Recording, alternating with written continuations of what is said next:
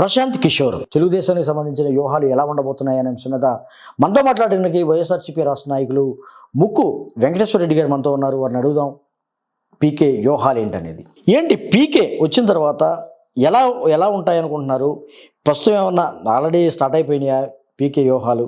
ఏం చెప్తారు? ఏమండి, ఇప్పుడు వాళ్ళే టీడీపీ వారు పోయినసారి విమర్శించారు. 2019 ముందు జగన్ గారు పీకేని ఒక పొలిటికల్ కన్సల్టెంట్కి పెట్టుకున్నారు. ఆయన ఎవరు బీహార్ ఆయన, అదేంటి ఇదేంటి, వాడేం బిగుతాడు ఇదేం బిగుతాడని స్థాయికి సంబంధం లేకుండా స్థాయి తగ్గించుకొని చంద్రబాబు గారు మాట్లాడారు. సో ఆ రోజు జగన్మోహన్ రెడ్డి గారు రాజకీయాలకి రాజకీయాల్లోకి వచ్చేసి జస్ట్ ఒక 5 ఏళ్ళు ముందైంది. సరే, ఆయన పొలిటికల్ కన్సల్టెంట్ నియమించుకున్నారంటే ఒక అర్థం ఉంది. మీరు 40 సంవత్సరాల ఇండస్ట్రీ, 14 ఏళ్ళ ముఖ్యమంత్రి, లేకపోతే కాకలు తీరిన యోధాని రాజకీయ నాయకుని అంటారు మీరు. మరి మీరు ఇవాళ కొత్తగా మీ దగ్గర ఏమి స్కిల్ తగ్గిపోయిందని, ఏమి మీకు ఇబ్బంది వచ్చిందని మరి ఆ కన్సల్టెంట్ని మీరు తెచ్చుకున్నారో మాకైతే అర్థం కావట్లేదు. అది ప్రజలకు తెలియాల్సింది, మీ పార్టీ క్యాడర్ కూడా చెప్పాల్సింది ఉంది. ప్లస్ ఇప్పుడు ఆయన కొత్తగా వ్యూహాలు మీకు తెలియని, మీ మీడియా వాళ్ళకి ఇంకా పూర్తి తెలియని ఒక విచిత్రం మీకు చెప్తా. ఏంటది? ఇప్పుడు ఒక మౌత్ పబ్లిసిటీ, ఒక నెగిటివ్ పబ్లిసిటీ తీసుకురావడానికి వీళ్ళు ఏం చేశారంటే ఒక 3 నుంచి 3,500 మంది వ్యక్తుల్ని రిక్రూట్ చేసుకొని, ఏంటి నెగిటివ్ పబ్లిసిటీ ఏంటి? అరే జగన్మోహన్ రెడ్డి అధికారంలో లాడు, లేకపోతే జగన్మోహన్ రెడ్డి అలా అనేది ఒక నెగిటివ్ లో మీడియా మీద నమ్మకం పోయింది. సో దాన్ని బ్యాలెన్స్ చేయడం కోసం మీరేంటంటే కొంతమంది వ్యక్తుల్ని నెలవారీ జీతాలు ఇచ్చి రిక్రూట్ చేసుకొని వాళ్ళ ద్వారా కిల్లీ బడ్డీల దగ్గర, టీ స్టాల్ దగ్గర, టిఫిన్ బండిల దగ్గర, బస్సుల్లో, ట్రైన్లలో వాళ్ళే ఒక 2-3 ఏదో కాసేపు పరిచయం అయినట్టు మాట్లాడుకోవడం, ఈసారేంటి అదేంటి ఇదేంటి అని మాట్లాడుకోవడం, చంద్రబాబు నాయుడు అట్లా కదా, చంద్రబాబు నాయుడు జగన్మోహన్ రెడ్డి ఏం చేయట్లేదు, ఇలాంటి ఒక నెగిటివ్ పబ్లిసిటీ చేస్తున్నారు. అది మా కార్యకర్తలుగా మా దృష్టికి వచ్చింది. అంటే ఇది ప్రశాంత్ కిషోర్ వ్యూహం చెప్పలేదు. మరి మీరే అంటున్నారు కదా, అంతకుముందు మీరు ఏం చెప్పారు?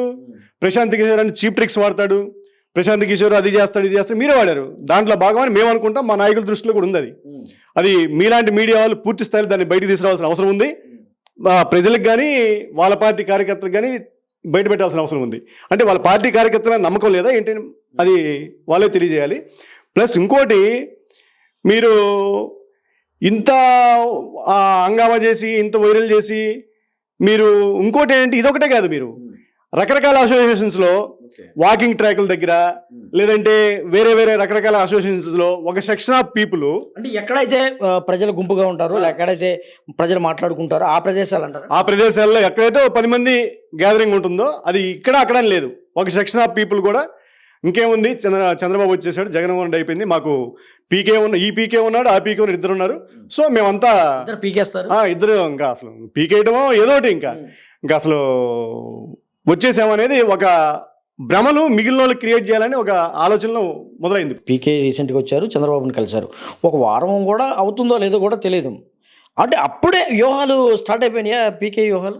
ఏమంటే వాళ్ళు ఈ రోజు వచ్చారంటే అది ఎప్పుడో వెనకాల ఎప్పుడో బ్యాక్గ్రౌండ్ వర్క్ నడిస్తే ఇవాళ వస్తాడు అతను. ప్లస్ ఇంకోటి, మీకు అతను పొలిటికల్ కన్సల్టెంట్ అంటున్నారు. అంటే పొలిటికల్ కన్సల్టెంట్ ఏంటి, ఫ్రీగా చేయడం, అతను డబ్బులు తీసుకొని చేశాడు కదా, అక్కడ చేసిన ఇక్కడ చేసి డబ్బులు తీసుకొని చేస్తాడు. ఇప్పుడు మీరు ఒక చదువుకునే అబ్బాయి ఉంటాడు, లేదంటే కొంతమంది పిల్లలు ఉంటారు, విదేశాలకు వెళ్ళడానికి లేకపోతే జాబ్స్కి వెళ్ళడానికి కన్సల్టెంట్స్ని ఆశ్రయిస్తారు. ఆ కన్సల్టెంట్స్ ఏం చేయగలరు, అక్కడ కొంత ప్రాసెస్ చేసేసి ఏదో చేయగలరు. అంతేగాని ఇతని దగ్గర సరుకు లేకుండా, ఇతని దగ్గర చదువు లేకుండా, ఇతని దగ్గర క్వాలిఫికేషన్స్ లేకుండా ఇతనేమి విదేశాలకు పంపించడం కానీ లేదంటే అక్కడ జాబ్ ఇప్పించడం చేయలేడు కదా. మరి మీరు అతని మీద ఏ రకంగా డిపెండ్ అవుతున్నారని, జగన్మోహన్ రెడ్డి గారు అతని మీద డిపెండ్ అయ్యే రాజకీయం చేశారా, అతని మీద డిపెండ్ అయ్యే సీఎం అయ్యాడే నాకు అర్థం కావట్లా. లేదంటే అప్పుడు అతనే అవ్వచ్చు కదా, అతను సీఎం చేసే పని అయితే బీహార్లో వెళ్ళాడు, బీహార్లో పాదయాత్ర చేసే అన్నాడు, అదన్నాడు ఇదన్నాడు, ఇంతవరకు అతను మరి పార్టీని గట్టికించుకోలేపాడు అతనే. కానీ మీ వైఎస్ఆర్సీపీ వాళ్ళే మొన్న అన్నారు, ఏది చంద్రబాబు నాయుడు పీకే కలిసిన సందర్భంగా కొన్ని వ్యాఖ్యలు చేశారు మీ పార్టీ వాళ్ళు. పీకే రసం మొత్తం మేము పిండేసాము, పీకే ఇంకా అసలు పీకే వల్ల ఏం కాదు, పీకే అసలు లెక్కలోకి తీసుకోమని కూడా చెప్తున్న పరిస్థితుల్లో ఎందుకు మరి భయపడుతున్నారు పీకే చంద్రబాబు కలవడం? ఎవరు భయపడుతున్నారు? ఏమండి, ఇప్పుడు ఒక ఎంప్లాయీని మీరు తీసుకుంటారు అంటే అతను డబ్బులు తీసుకొని పని చేశాడు. ఇప్పుడు ఒక ఎంప్లాయీ మీరు తీసుకున్నాడు, యాజ్ ఏ ఓనర్ ఏం చేస్తారు మీరు? అతని దగ్గర ఉన్న వత్తు, అతని దగ్గర ఉన్న సరుకు మొత్తం అతని దగ్గర ఉన్న మొత్తం పిండేసి, ఈరోజు నాకు డబ్బులు తీసుకొని చేశాడు, రేపు ఇంకోటికైనా డబ్బులు తీసుకొని చేస్తాడుగా. ఇప్పుడు అది అతనేంటి, అతని మోటో ఏంటి, మనం కాంగ్రెస్ పార్టీ పరంగా అతను ఏం చేశాడంటే వ్యవహారశీలు అతను చూసాం. ఏది అసలు ఒక రకంగా ఏంటంటే ఏ రకమైన అర్థం వచ్చినట్టు కాంగ్రెస్ పార్టీని నాకు హోల్సేల్గా ఒప్పచెప్పండి దేశం మొత్తం మీద, నేను అందరినీ ఏకం చేసేసి మమతా బెనర్జీ గారిని లేకపోతే వాళ్ళని అందరినీ నేను పవర్లోకి తీసుకొస్తానని ఒక క్రియేషన్కి వెళ్ళేసరికి కాంగ్రెస్ వాళ్ళు దూరం పెట్టారు అతను. తర్వాత అతను ఇక్కడ చెల్లని రూపాయో ఏదో మొత్తానికి ఇక్కడంతా బిషాన సర్దేసుకొని బీహార్ వెళ్ళాడు. బీహార్ వెళ్ళి అక్కడ నేను పార్టీని నిర్మించాలని అనుకున్నాడు. ఏది వాళ్ళు నిర్మించగలిగాడు ఏమన్నా? ఇప్పుడు ఆయన కొత్తగా మీకు ఏం చేయగలడు? ఎవడన్నా సైంటిఫికల్గా ఇప్పుడు ఏ ప్రొఫెషన్లో వాడికి ఆ ప్రొఫెషన్లో టాలెంట్ ఉంటుంది. ఆ టాలెంట్లో భాగంగా కొంత మీకు ఇన్పుట్స్ ఇవ్వగలరు. అంతేగాని ఎవరో పీకే జగన్మోహన్ రెడ్డి గారిని సీఎం చేసేసాడు లేకపోతే మిమ్మల్ని చేసేస్తాడు అని మీరు 40 సంవత్సరాల రాజకీయ నాయకుడు అని చెప్పుకునే మీరు ఇంత అజ్ఞానం ఉన్నారంటే మాకు హాస్యాస్పదంగా ఉంది. కానీ ఇటీవల కాలంలో కూడా మనకు ఒక మాట అయితే వినపడింది, పీకే వచ్చి ఏం చేయగలడు తెలుగుదేశానికి, ఆల్రెడీ టైం అయిపోయింది, అనుకున్న టైం అయిపోయింది, చేతులు కాలేక ఆకులు పట్టుకోవడం ఏంటని కూడా ఒక ట్రోల్ అయితే జరిగింది, ఒక ప్రచారం అయితే జరిగింది. అంటే అయినా కానీ పీకేని తీసుకొచ్చే పరిస్థితులు కూడా చకచక జరిగిపోతున్నాయి.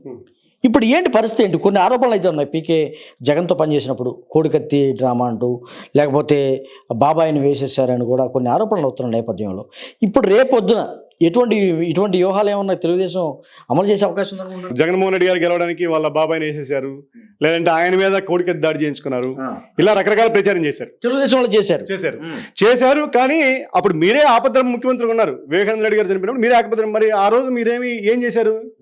ఏం చేయగలిగారు? మీరు మరి యాక్షన్ తీసుకోవచ్చు కదా అంటే దాంట్లో వాస్తవం లేదు.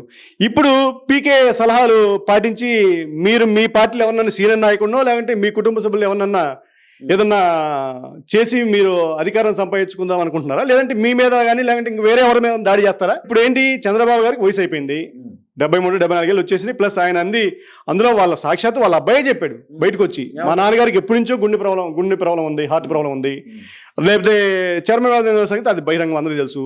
ఇంకా ఎన్నో రకాలైన వ్యాధులు చూపించి బెయిల్ మీద వచ్చారు. సో ఇంకా ఆయన అలాగే ఒక రకంగా అవుట్డేటెడే. రేపు భవిష్యత్తు మీది కాబట్టి అంటే మీరేమైనా ప్లాన్ చేస్తున్నారా అనేది మా అనుమానాన్ని నివృత్తి చేయాల్సిన అవసరం ఉంది వాళ్ళ పార్టీ కార్యకర్తలకు కానీ. ప్రశాంత్ కిషోర్ తెలుగుదేశంకి వచ్చిన తర్వాత ఈ డౌట్లు వస్తున్నాయి మీకు? అంతే కదా, మరి మీరేగా ఆరోపణలు చేసింది.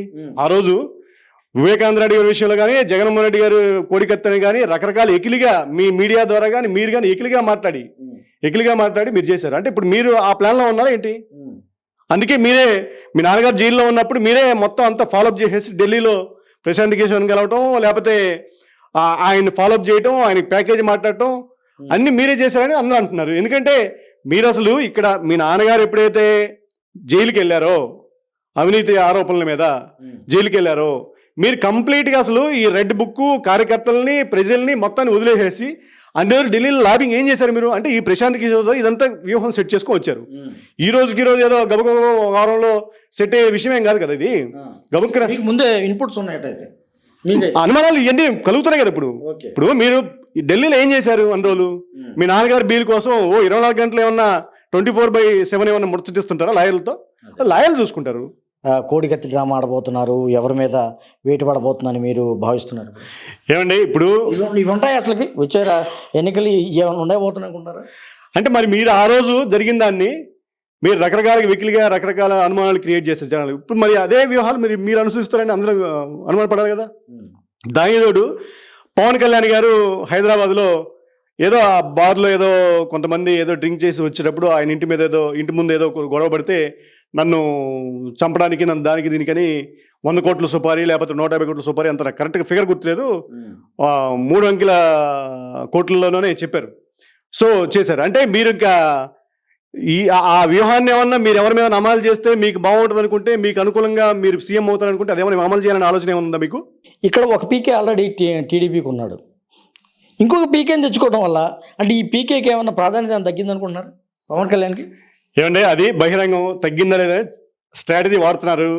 ఇప్పుడు ముందు జైల్లో పవన్ కళ్యాణ్ గారు బేషరతుగా పాపం ఆయన అతి గౌరవంతో చేశారా లేకపోతే ఏమన్నా లబ్ధి కోసం ఆశించి చేశారా అనేది అది బహిరంగం. అది ఆల్రెడీ ప్యాకేజీ అనేది ఆల్రెడీ వాళ్ళ పార్టీ కార్యకర్తలు, వాళ్ళ పార్టీలో పనిచేసిన నాయకులే చెప్తున్నారు. ఇప్పుడు మమ్మల్ని తీసుకెళ్ళి నువ్వు తాకట్టు పెడుతున్నావు వాళ్ళ కింద, అంత ఇది చేస్తున్నామని వాళ్ళే మాట్లాడారు.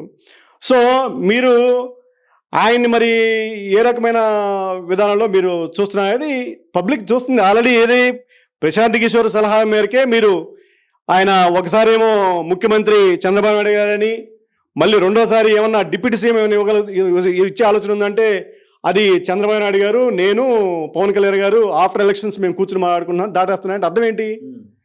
ఇప్పుడు అర్థం ఏంటి చెప్పండి మీరు. అంటే పీకేకి పవన్ కళ్యాణ్తో పవన్ కళ్యాణ్ మీద ఇప్పుడు మామూలుగా తెలుగుదేశంలో లోకేష్ ఉన్నాడు యువ నాయకుడు అంటూ, అతని మీద నమ్మకం లేదని పవన్ కళ్యాణ్ తెచ్చుకున్నారు. పవన్ కళ్యాణ్ కూడా నమ్మకం లేదని మళ్ళీ ప్రశాంత్ కిషోర్ తెచ్చుకున్నారు. ఈ పరంపర మరి ఇక్కడతో ఆగుతుందా, ముందుకెళ్ళే అవకాశం చూడాలి. ఇంకా మరి రేపు మళ్ళీ కాంగ్రెస్ పార్టీని కూడా తెచ్చుకుంటారేమో, లేదు మరి బీజేపీ ఒక పక్కన బీజేపీతో కూడా ఏదో ప్రేమాయణం నడుపుతున్నారు అంటున్నారు. సరే మరి అది ఏమవుతుంది? కలగొరగంప అయిపోతుంది. మీరు అసలు మీరేం చేస్తున్నారు? మీకు క్లారిటీ ఉండట్లా, జనాలు కన్ఫ్యూజ్ చేస్తున్నారు, మీ పార్టీ క్యాడర్ని ముందు కన్ఫ్యూజ్ చేస్తున్నారు మీరు.